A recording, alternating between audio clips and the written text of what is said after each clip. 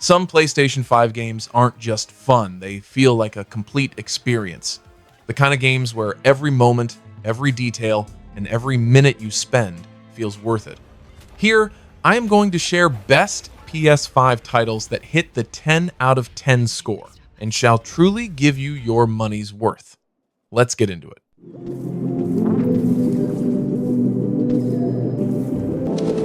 Animal Well hooked me the moment I started playing. Exploring those dark caves as that tiny blob felt strangely immersive, and I was constantly surprised by how smart the puzzles were. I loved how every tool had multiple uses: the frisbee, the firecrackers, they all made me think in new ways. Each new ability opened routes I didn't even realize were there. And honestly, even after finishing the main story, I spent hours chasing hidden secrets because the game rewards your curiosity so well.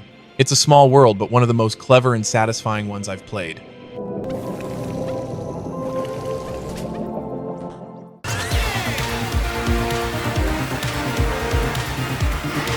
Astro Bot really put a smile on my face. Every level feels like a mini theme park, full of bright visuals, smart ideas, and fun moments waiting to pop out. I loved how the gameplay kept changing. One moment I'm using those frog-like gloves to jump across huge gaps, and the next I'm tiny, exploring detailed little toy worlds. And the DualSense makes everything feel alive. Every bounce, splash, and movement hits perfectly in your hands.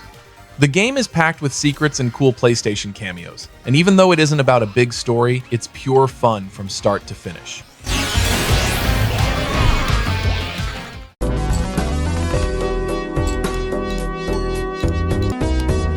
Balatro became fun for me really fast. It looks like a simple poker-style game at first, but once you start building hands, drawing cards, and pushing through those small, big, and boss rounds, it completely hooks you.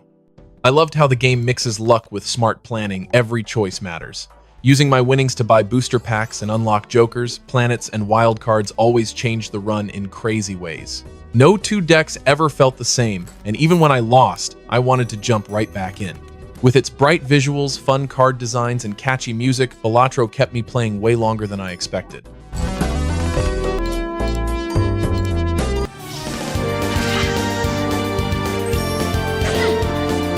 The Castlevania Dominus collection really surprised me in the best way. I've played tons of Metroidvanias, and I usually fall off most of them, but these 3DS games reminded me why I love the genre. Each one has its own style: Dawn of Sorrow with its huge, clever castle, Portrait of Ruin with its two-character gameplay and painting worlds, and Order of Ecclesia with its tough but super fun glyph system. The collection adds great extras too, like rewinding, instant saves, art, music, and even a remake of Haunted Castle. Not everything is perfect, but the combat, atmosphere, and music still hit hard. Even after all these years, these games show why Castlevania is still a giant in the genre.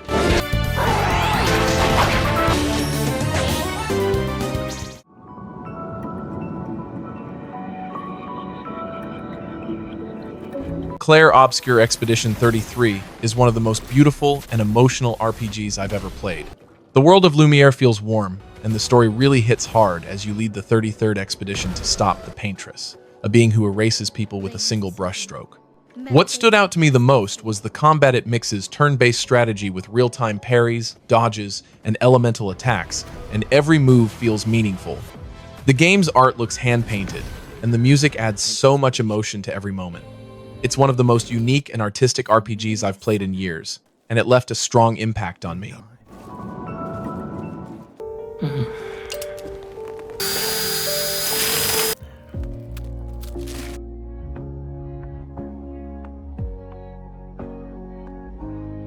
Playing as Sam again in this new, brutal Australia was an experience on its own. The world feels alive, dangerous, and always ready to break you. Sandstorms, quakes, and those tar creatures turn even simple deliveries into tense, creative challenges. The delivery gameplay I loved is still here, but it's faster, deeper, and way more exciting this time. The new combat tools, especially those blood-based weapons, add a whole new layer of strategy. And visually, the game is stunning, with storytelling that's emotional, eerie, and cinematic. It's weird in the best way and shows why this series is something truly special.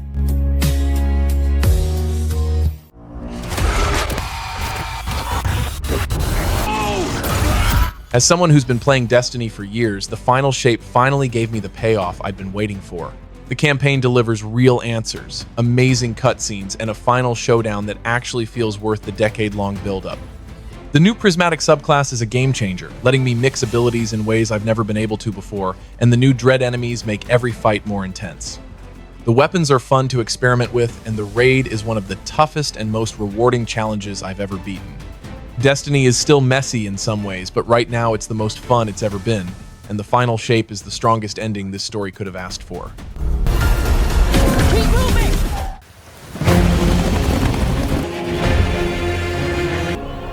Shadow of the Erdtree didn't feel like a small DLC. To me, it felt like a full new Elden Ring adventure. The Realm of Shadow is huge, full of hidden paths, stunning views, and some of the toughest bosses I've ever faced. With over 40 boss battles, including massive late-game fights, the challenge hits hard.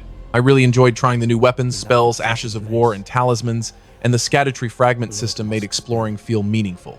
Every boss feels memorable, every area feels carefully crafted, and the music adds so much atmosphere. It's tough, rewarding, and something I wanted to replay right away.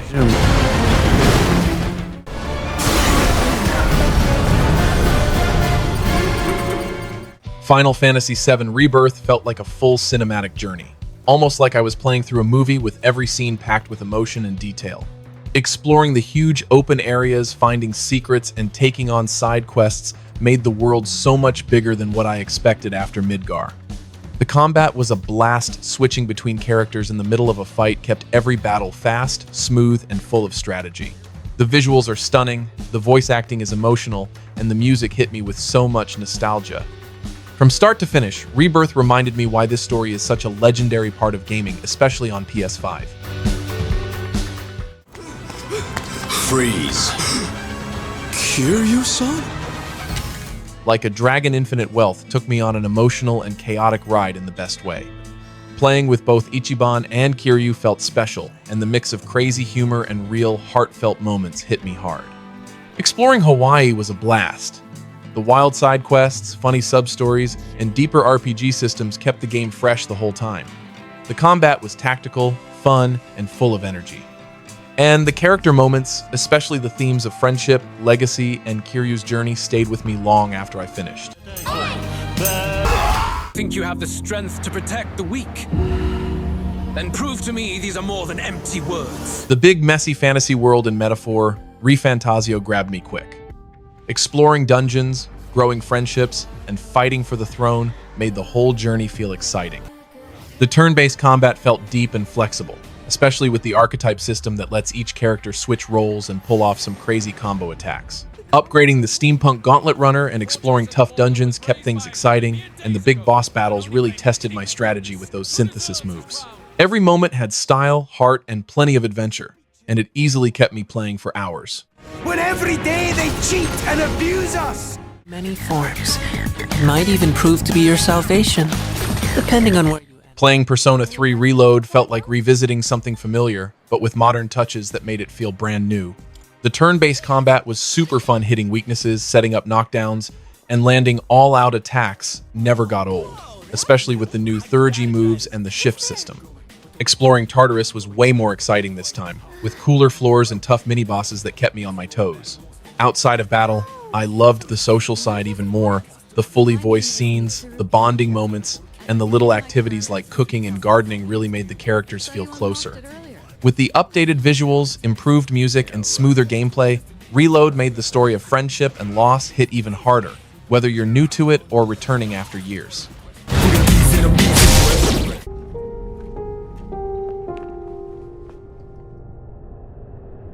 Silent Hill 2 Remake took me right back into one of the scariest towns I've ever explored.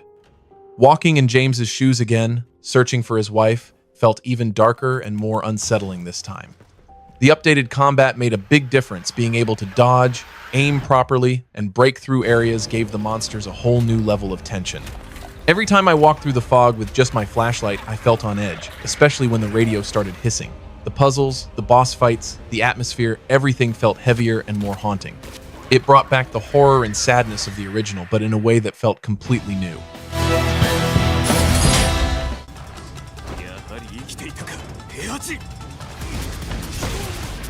Tekken 8 felt like the perfect mix of classic Tekken and exciting new ideas. The core fighting still feels sharp spacing, movement, and punishing all matter. But the new heat system pushed me to play more aggressive and experiment with longer, flashier combos. I loved trying out the mix of returning fighters and new faces like Victor, Azucena, and Reina, each bringing their own style. The single-player modes kept me busy too, especially the cinematic story and the fun arcade quest. And online matches felt smooth thanks to crossplay. Because of its amazing look, clean gameplay, and deep content, Tekken 8 ended up becoming one of the fighters I enjoy the most. Beans. Not quite peas, not quite beans, but something special in between. Thank goodness you're here is honestly one of the strangest and funniest games I've played in a long time. From the moment I stepped into the town, I felt like a tiny, clueless guy thrown into a world that makes absolutely no sense, and somehow that's the charm. You just run around helping weird townsfolk with ridiculous tasks, looping through the same areas that change every time you pass through. There's no inventory, no real choices, no rewards, just pure chaotic comedy. The humor is brilliant, the voice acting is perfect, and the absurd situations had me laughing nonstop. It's more of an experience than a game, and I'd happily play it again just to relive the madness. Holy shit, Joel. Surprise. The Last of Us Part 2 Remastered pulled me right back into Ellie's world, and it felt more intense than ever. Walking through this harsh, broken world of revenge and survival hit hard, and the PS5 upgrades made everything look and play even smoother. I really enjoyed the extra content too, the developer commentary, the deleted scenes, and especially the new no return mode. Jumping into fast, rogue-like combat with all the weapons and perks was a great way to replay the game. It's gritty, emotional, and packed with some of the best single-player gameplay on PS5, and it reminded me why this story sticks with so many people. Good job, kiddo.